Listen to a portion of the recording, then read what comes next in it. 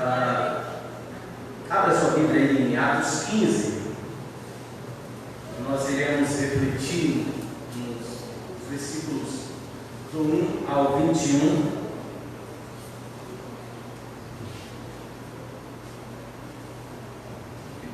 Atos 15, do versículo 1 ao 21.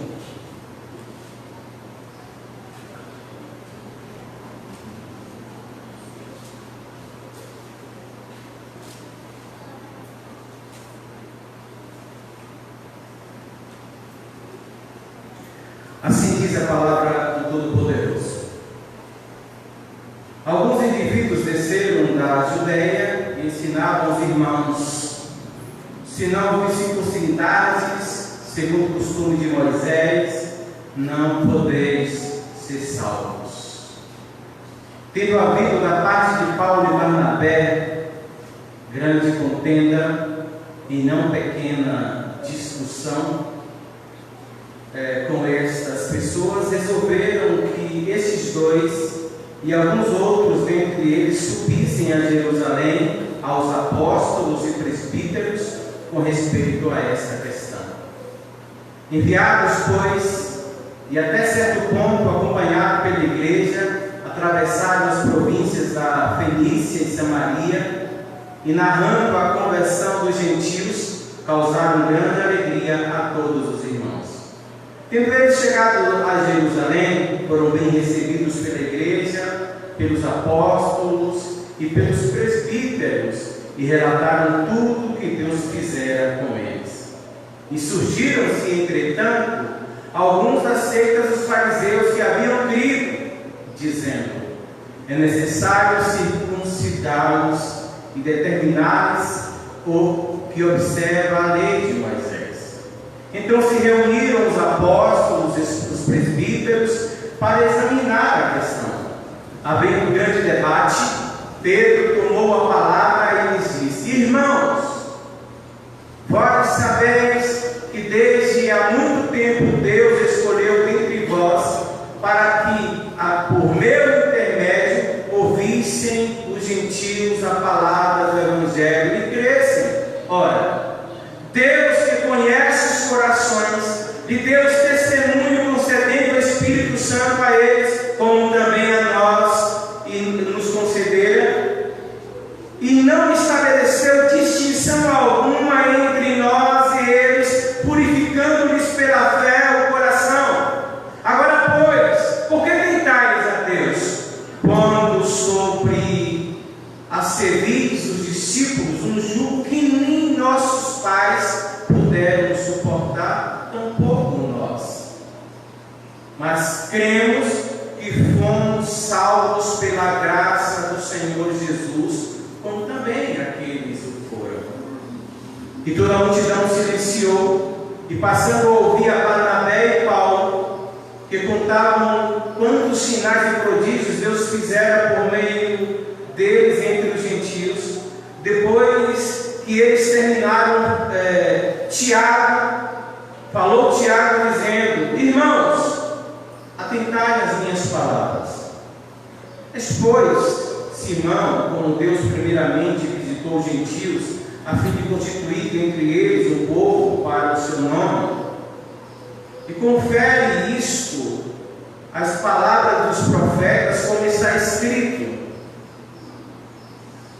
cumpridas estas coisas, voltarei e reedificarei o tabernáculo caído de Davi, e levantando de suas ruínas, restaurá-lo-ei, para que os demais homens busquem o Senhor, e também todos os gentios sobre os quais tem sido invocado o meu nome. Diz o Senhor, que faz estas coisas concedidas desde os séculos.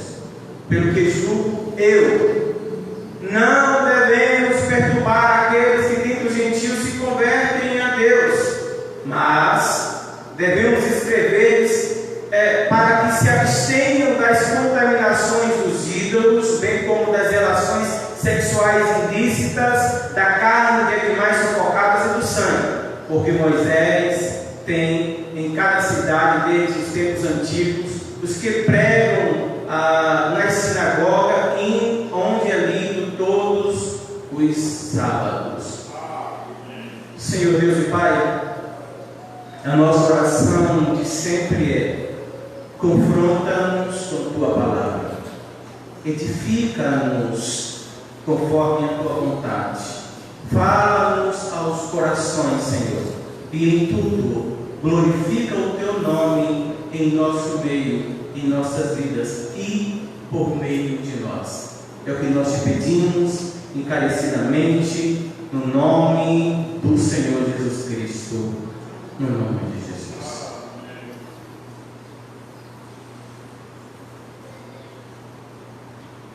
Estava meditando nesse texto e ontem à tarde nós lembrávamos o tempo que trabalhávamos na roça com o nosso pai, e eu lembrei especificamente de um dia que eu estava muito chateado com alguns aborrecimentos. Eu nunca fui de falar muito, mas nesse dia eu estava conversando com meu pai, falando de alguns aborrecimentos, de algumas chateações, e falando com meu pai que eu ia deixar tudo para lá, que eu não ia sentar para resolver. E meu pai então diz: olha, você tem que estar preparado, porque onde você for, você vai ter problema, e você vai ter que lidar com os problemas que surgirem na sua vida. Quando eu leio esse texto, a gente vê que algumas vezes precisamos parar para resolver os nossos problemas. Algumas vezes precisamos parar tudo para resolver as nossas questões. A pergunta é: como fazer isso?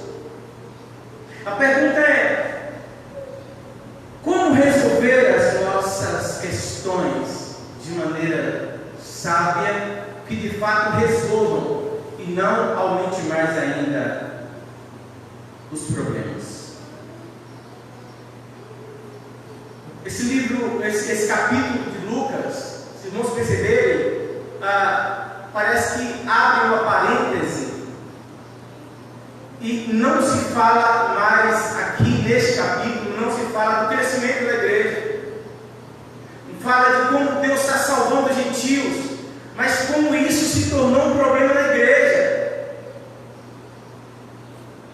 Paulo e Barnabé haviam acabado de voltar da primeira viagem missionária, voltaram para Antioquia para ali prestar relatório e também para descansar, já empreendendo a próxima viagem. E justamente aí surge esta demanda na igreja, e nós podemos aprender muita coisa aqui de como a igreja, como essa igreja resolveu esta questão da controvérsia entre os judaizantes, e o que nós podemos aprender com eles. Como nós já dissemos, o capítulo 15 de Atos vai tratar justamente desses problemas internos. Então, dá um tempo e então vai resolver esses problemas internos, e a partir daí, no primeiro concílio em Jerusalém, nós temos então uma direção de Deus e o avanço da pregação e o alcance de tantas outras pessoas, e tantas outras cidades, a implantação da igreja através das viagens missionárias, da obra de Deus através dos apóstolos. Mas olhando para esse texto, irmãos, como é que nós podemos lidar com os problemas da igreja? Olhando para a abordagem de três personagens aqui, nós aprendemos algumas coisas que eu entendo ser interessante que nós meditemos nesta manhã. E a primeira abordagem é a abordagem de Paulo, e a abordagem de Paulo é a defesa do Evangelho. E nós temos esses versículos 1 ao 6, como nós lemos, justamente que Depois da volta da primeira viagem, Paulo e Barnabé estão em Antioquia, não somente prestando relatório, mas também descansando da viagem que durou cerca de 2 anos, onde foi plantada igreja em diversas cidades do Império Romano.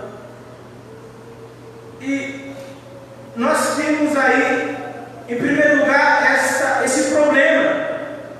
E o primeiro problema que nós temos aí é a imposição da circuncisão.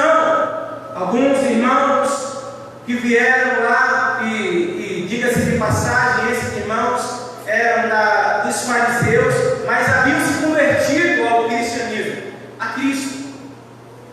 Então eram irmãos, são chamados irmãos, e fala que eles eram da seita dos fariseus, mas haviam se convertido ao Evangelho.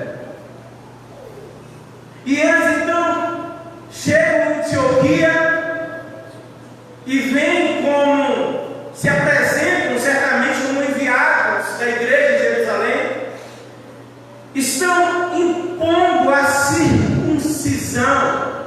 E o problema está justamente aí, porque não há nenhuma proibição, não é pecado a questão da circuncisão. Não é pecado. Mas o problema é que eles impunham isso sobre os gentios, e em suma o que eles estavam dizendo era o seguinte: olha, se vocês não se tornarem judaizantes, se vocês não se tornarem judeus, vocês não podem ser salvos. Imaginem, só para se fazer entender, nos nossos dias alguém dizer para nós: se vocês não se tornarem adventistas, vocês não serão salvos. Se vocês não forem da congregação cristã no Brasil, vocês não serão salvos. Não, se vocês não forem pentecostais como os assembleianos, vocês não serão salvos. Se vocês não forem batistas, não tem salvação para vocês. Se vocês não forem presbiterianos renovados, vocês não serão salvos. E o problema da circuncisão.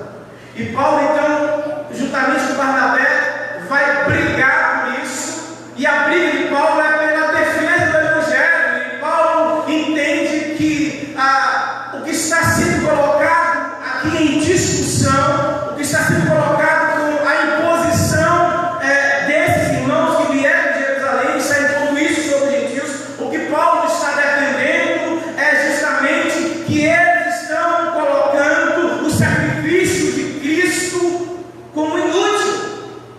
E Paulo, a defesa do Evangelho de Paulo é justamente no sentido de que Cristo é suficiente, somente o sacrifício de Jesus é suficiente. Paulo não quis resolver isso sozinho, e a gente vê que ele busca a igreja então orienta em que vão buscar a orientação lá da liderança em Jerusalém, mas Paulo não abre a mão, e a briga de Paulo e de Barnabé é em defesa do Evangelho, e o Evangelho para eles consiste em Cristo, no seu sacrifício, na suficiência de Cristo e nada mais.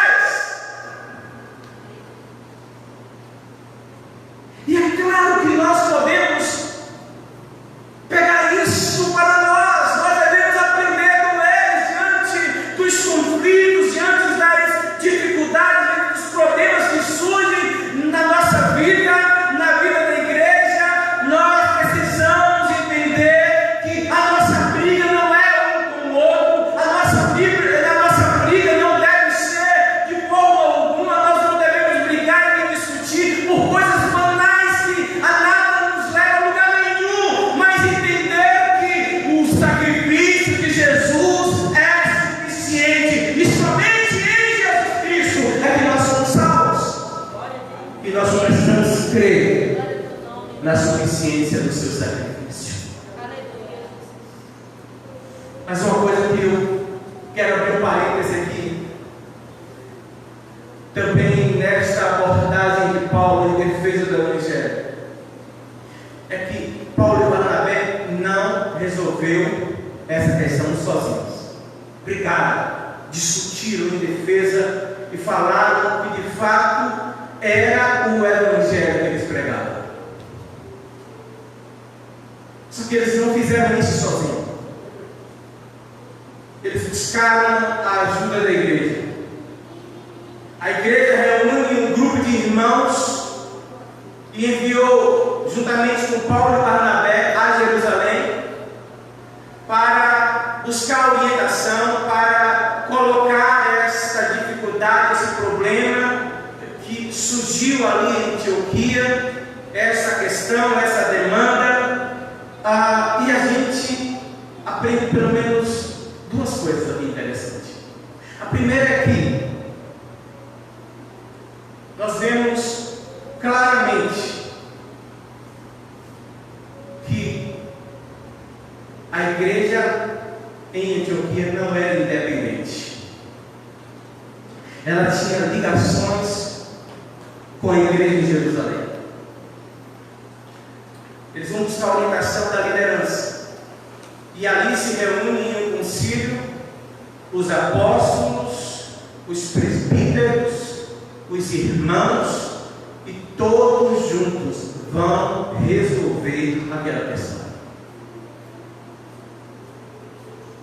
Então nós não podemos ser de forma alguma isolados e dependentes. E eu louvo a Deus pelo sistema de governo da nossa igreja, porque nós não somos uma igreja independente. Nós somos ligados, nós temos liderança e nós nos reunimos para tratar dos problemas que surgem com os tempos. Nós precisamos fazer isso, e isso é bíblico. E outra coisa que nós precisamos aplicar também, além da defesa do Evangelho de Paulo, é que Paulo não faz isso sozinho. E o que eu posso aplicar à igreja desta manhã com relação a isso, fechando essa parêntese: não resolva os problemas da sua vida sozinho. As demandas no seu casamento, nos seus relacionamentos, procure alguém que possa te ajudar, alguém que de fato possa te ajudar. Para isso existe igreja. Para isso existe cuidado na igreja, cuidado pastoral na igreja. Não resolva as suas questões, os seus problemas sozinho, porque você faz parte dessa igreja e a igreja existe para isso.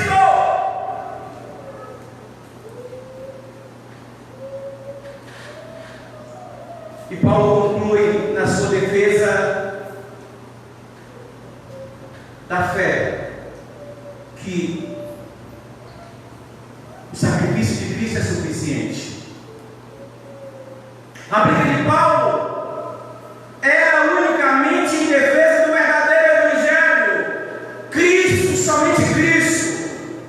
O que Paulo diz aqui, e depois confirma-se pela pregação de Pedro e pelo conselho de Tiago, é que existe uma única e verdadeira porta da graça, que é Cristo, e somente por ela, tanto judeu como gentil pode entrar e ser salvo, somente pelo evangelho da graça. A única e verdadeira porta da graça é Cristo e o seu sacrifício, e somente isto é suficiente para a salvação. Essa é a defesa da fé de Paulo. Mas também aprendemos muito com a abordagem de Pedro, e a abordagem de Pedro é a pregação do Evangelho. Quando Paulo, a abordagem dele é a defesa do Evangelho, a abordagem de Pedro é a pregação do Evangelho. E não sei se os irmãos percebem o efeito que isso causa na pregação de Pedro, porque Pedro simplesmente faz um resumo da sua pregação. Ele resume a sua pregação em 3 pontos. Versículos 6 ao 12. Eu faço questão de ler. Então se reuniram os apóstolos, os presbíteros, para examinar a questão. E havendo um grande debate, Pedro tomou a palavra e disse: olha só a pregação de Pedro. Pedro faz um pequeno sermão e veja o que ele prega. Irmãos, vocês bem sabem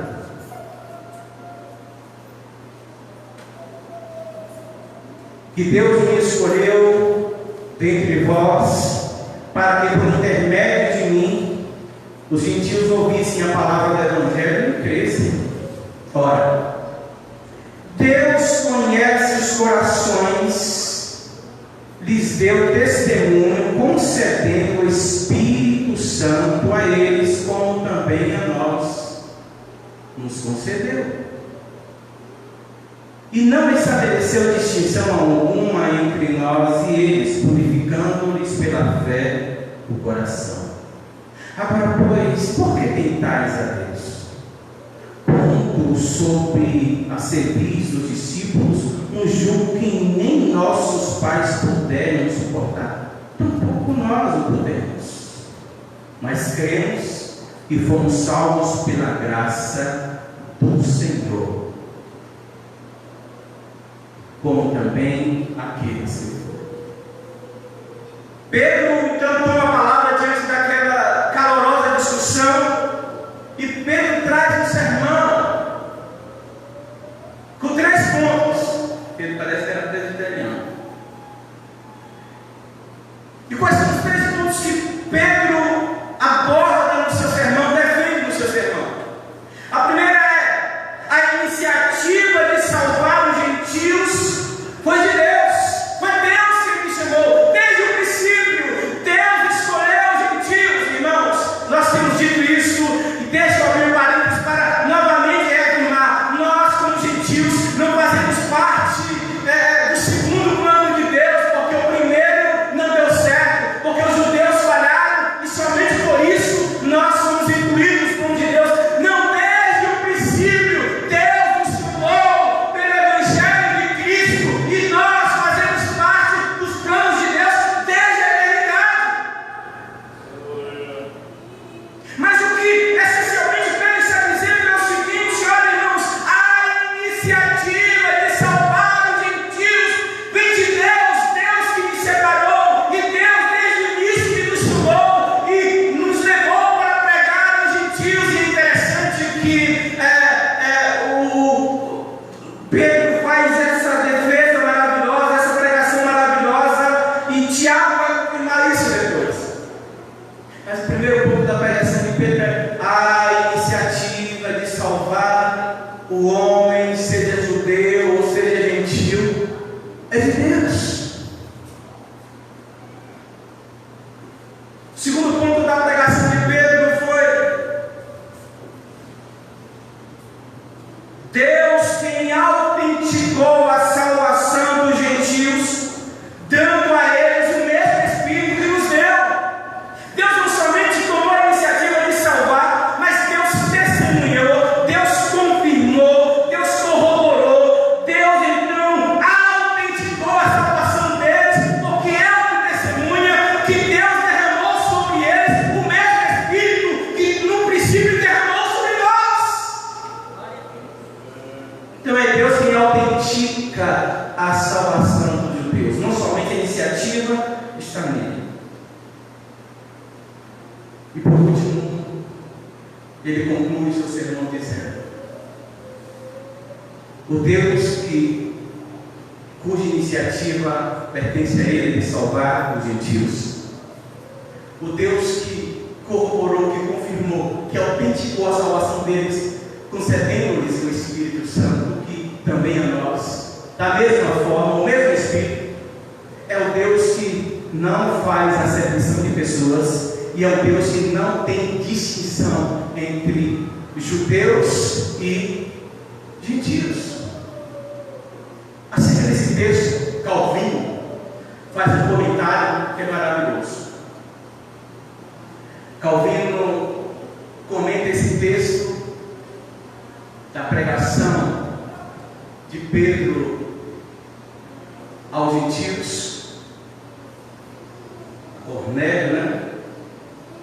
E Calvin diz que, nesse comentário, Calvin diz que Deus chegou para Pedro e disse: Pedro, levante e pregue aos gentios, porque os gentios é o meu povo, os gentios pertencem a mim, os gentios são meus.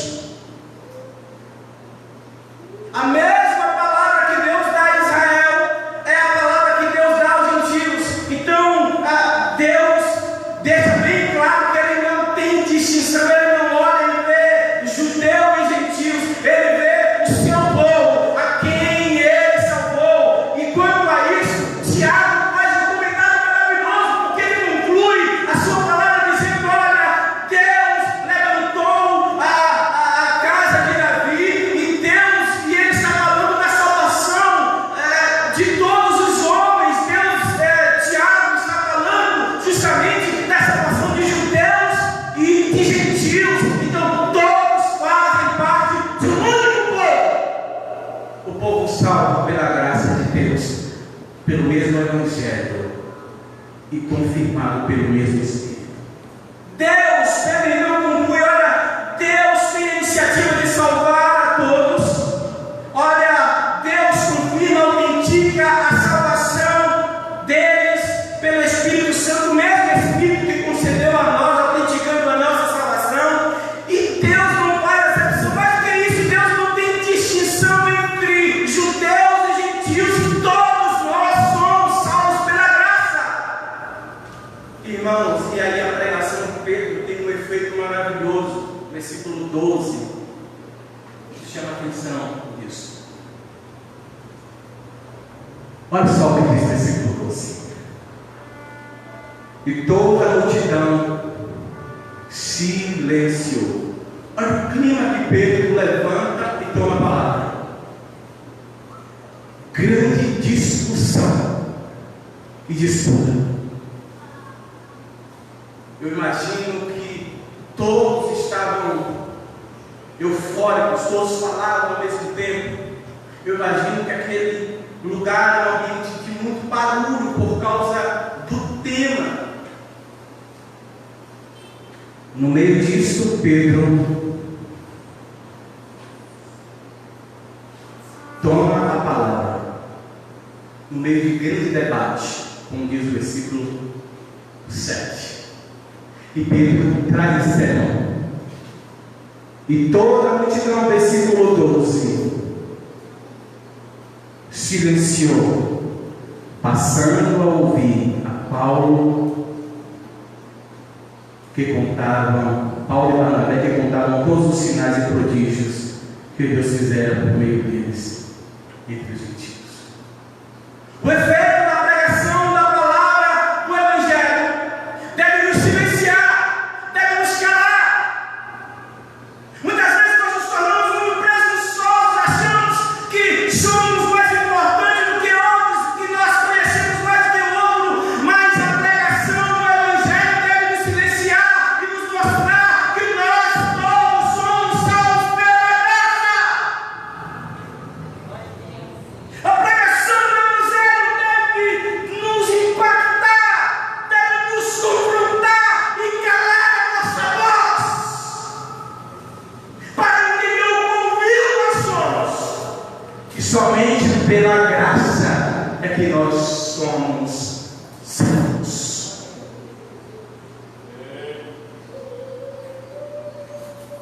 E Pedro conclui o seu sermão justamente com essas palavras: mas cremos que fomos salvos pela graça do Senhor Jesus Cristo, como também eles foram. E o efeito, como nós já dissemos aqui, é um total silêncio. E o Evangelho, a pregação do Evangelho deve causar isso em nós. Nós devemos ficar calados. Nós devemos ter toda a razão diante da pregação do Evangelho, porque a pregação do Evangelho consiste de que nós somos miseráveis pecadores, mas Cristo veio para nos salvar. E não há mérito nenhum em nós, não há merecimento nenhum em nós, não há nada que nós possamos fazer, por mais santo, por mais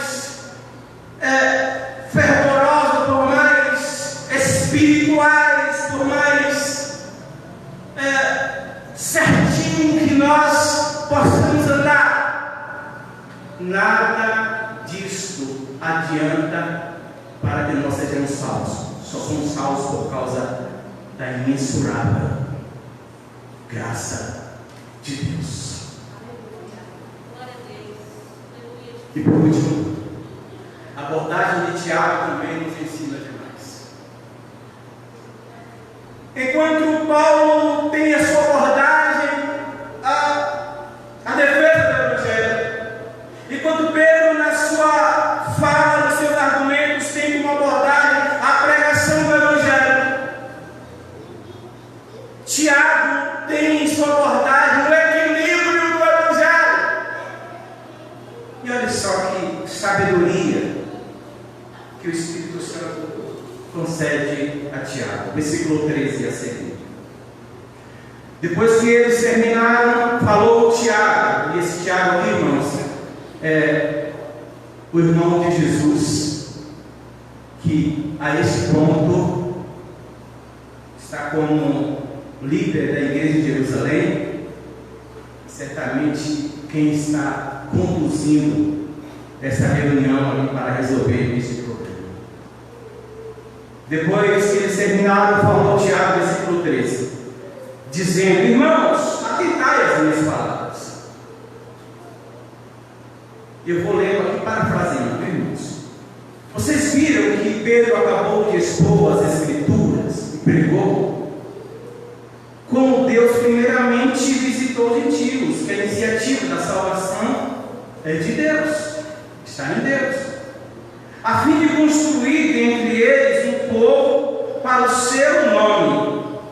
Foi Deus quem instituiu o seu povo, foi Deus quem confirmou isso.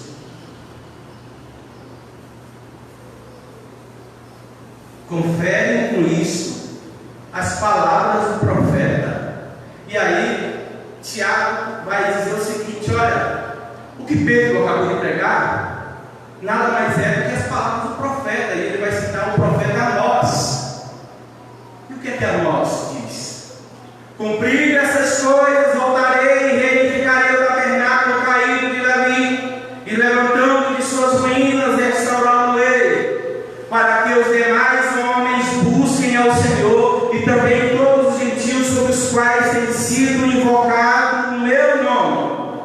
Diz o Senhor, que faz essas coisas conhecidas desde os séculos. E o que é mais interessante aqui, ele faz essa sintonia entre a pregação de Pedro e as Escrituras. O que ele está dizendo? Olha, o que Pedro pregou aqui são as Escrituras, ele expõe as Escrituras. E o que vocês estão vendo acontecer entre os gentios, isso aí é desde o princípio, está escrito, é a palavra de Deus se cumprindo.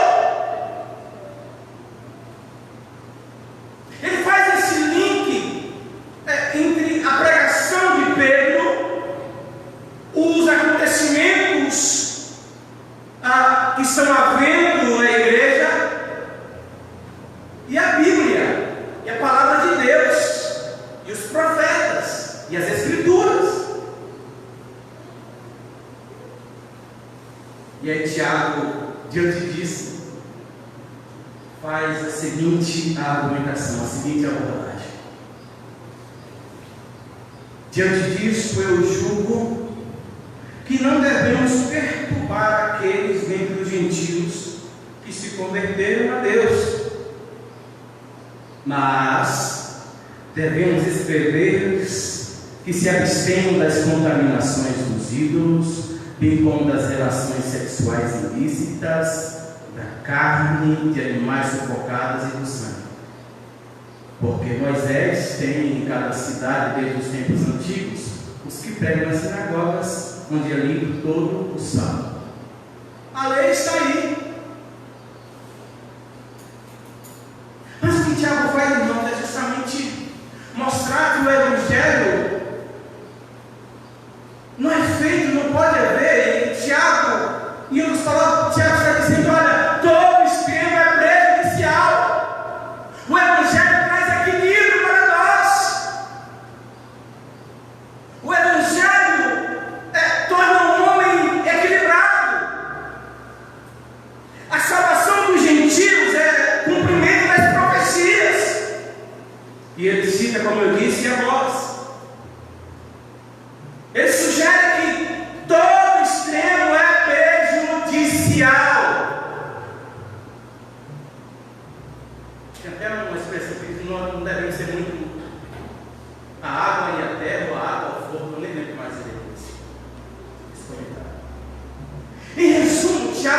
dizendo o seguinte: primeiro, não podemos ser legalistas,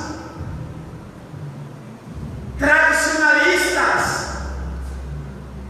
Não podemos achar que, ao sermos legalistas, nós iremos nos salvar. Devemos vencer essa questão do legalismo, mas Tiago também diz, em segundo lugar, assim como não podemos ser legalistas, não podemos ser profanos.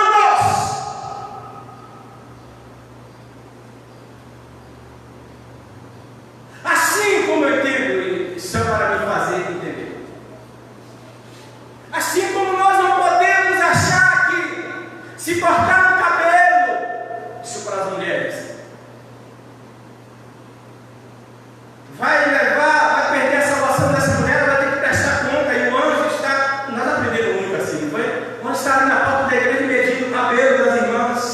Esse cabelo que é cortado é tomado em fio de ouro e vai ter que prestar conta a Deus. Quantos irmãos lembram disso? Lembra essa mulher disso?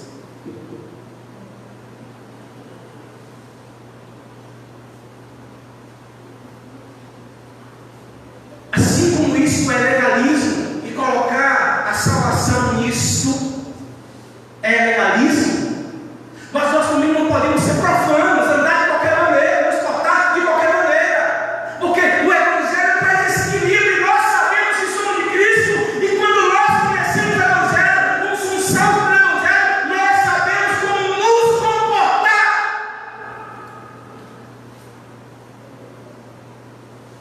Nós nos importamos sim com os mínimos detalhes que dizem respeito à nossa santificação.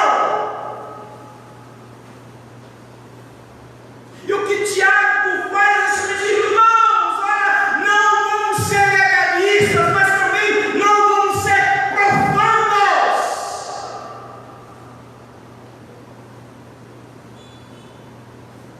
Vamos ser salvos e nos comportar como salvos pelo Evangelho, equilibrados, temperados, entendendo que nós somos salvos pela graça, para que vivamos em santidade em Cristo Jesus.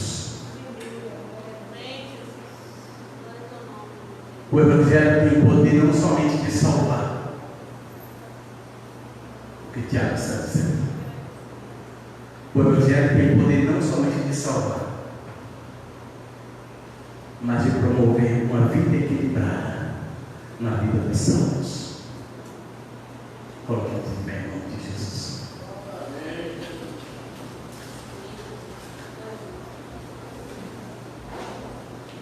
Feche seus olhos por um instante.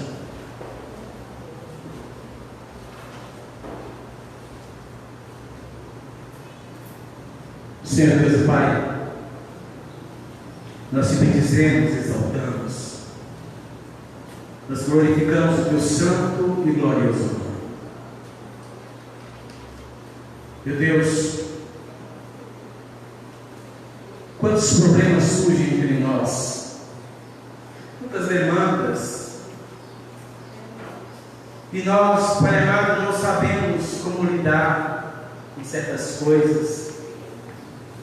E o Senhor nos chama a atenção para que nós dependamos do Senhor, mas cuidemos uns dos outros, que ajudemos uns aos outros. O Senhor nos mostra, Senhor, que aconteça o que acontecer, nós devemos saber o que cremos e defender isto, a verdade do Evangelho. Nós devemos pregar o verdadeiro Evangelho e não abrir mão de tudo, olhando para a graça, maravilhosa graça do Senhor. Meu Deus, precisamos ser equilibrados, bem liberados, para que o teu nome seja glorificado e que nós vivamos essa graça maravilhosa e tantos outros sejam alcançados por esse Evangelho poderoso. Ajuda-nos, meu Deus. Nesse instante, Senhor, nós participaremos da ceia do Senhor E te pedimos em nome de Jesus que o Senhor nos conduza nesta manhã para a glória do teu santo nome. Senhor amado, santifica-nos. Abençoa cada irmão, cada irmã, cada família. Senhor amado, visita aqueles que se encontram enfermos, Senhor amado, debilitados. Senhor, possa restaurá-los a saúde para a glória do teu próprio nome. Nós te pedimos mais uma vez, Senhor, por esta enfermidade que está assolando o mundo. Senhor amado, Senhor, se é da tua vontade, Senhor possa providenciar para que logo saia essa vacina, ou que essa enfermidade seja banida, repreendida, no nome de Jesus. Pai amado, de qualquer forma, que nós nos apeguemos a Ti, e que nós dependamos de Ti em todas as coisas, e que nós nos firmemos em Ti, sabendo que aconteça o que acontecer, daqui a pouco o Senhor irá vir nas nuvens para tomar a preferência. Prepara o teu povo, Senhor, santifica.